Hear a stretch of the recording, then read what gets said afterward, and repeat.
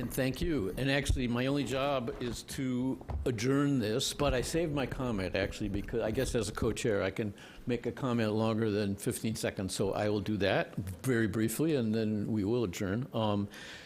The main thing I was thinking about, as you mentioned, since this is a multi-sectoral production function, if you will, getting healthy, then almost by definition, it requires collaboration.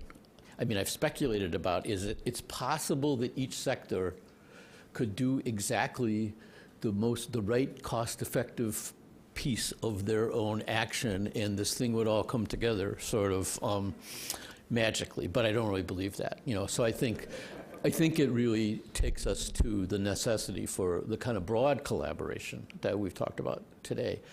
I really believe, but don't know, that it would be that the glue. So I'm thinking a lot today and other days about the glue resources that are needed to make this collaboration happen. And I will assert that I think if you could do the cost effectiveness analysis of the quality adjusted life years gained per dollar invested in multi-sectoral collaboration, that would have a lot higher return than many of the things that we're investing in now. However, we don't know that. And so that was partly why I was asking Larry and Wilder, but we do need more research about who are in these partnerships and how are they funded and which sector takes the lead, and do you need one anchor organization or whatever. So then where does the money come from? And thank you, and I don't know your name, but thank you for your reminding us about some of the old structures, like community health planning agencies or whatever. I don't think we're probably going to go there. I mean, that was sort of a rigid structure, but it was mandated and it was funded, and it had mixed results.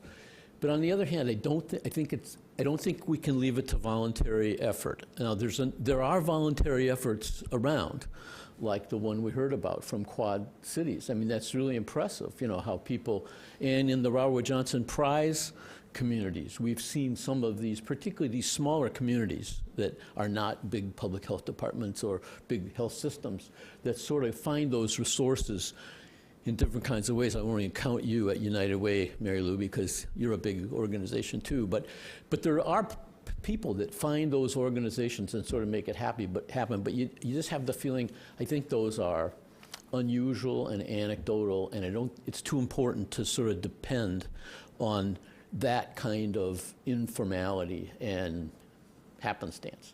On the other hand, it's not clear who should be, and I don't say who should be the payer. I mean, community benefit has been mentioned here. I think that's a very legitimate expenditure, but it's not only the hospital's responsibility, and there are a lot of places that don't have nonprofit hospitals, so we can't lay it on them.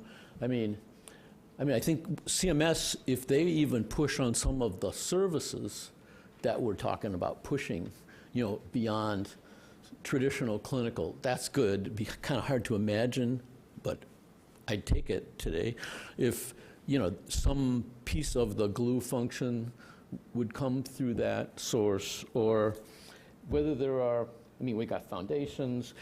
I don't know where that come from, but I think every community needs to find a way to have some modest, sustainable glue to bring these, and I don't think, when I say modest, I don't think it's excessive, to bring these people to the table, not just public health and healthcare as we've heard today, but the multiple sectors that have to get that done. So that was longer than 15 seconds, which is why I took my time up here. My only other job, though, is to essentially adjourn us. I want to start by thanking Paul and the planning committee and all the speakers who really contributed to this wonderful day. So let's give them another round. Actually, appreciate the people on the web. You never know sometimes how many people are out there listening, but we had some questions, and that was great too. This only gets done with a great staff, and so let's thank Alina, Lila, Colin, Amy, Drew, and Darla, and I probably forgot somebody else who put this all together. So one of the things we do is we archive and record and preserve these wonderful things well. So in a week or so, the webcast will be available on the webpage, so you'll be able to go to that. And as you know, we'll put together a proceedings of this workshop. It takes a few months for those to come out, like the other ones that you see on the table out here from previous workshops. So there will be a full recording of that. If you want to stay up to date with what our roundtable is doing, tune into our website. You can sign on the listserv for future events. And then finally, you can join us live or on the web on April 9th, when our next workshop will be a day on how to use modeling techniques to inform interventions and investments. So with that, unless there's any other logistics that I need to pay attention to, thank you very much again, and we're adjourned.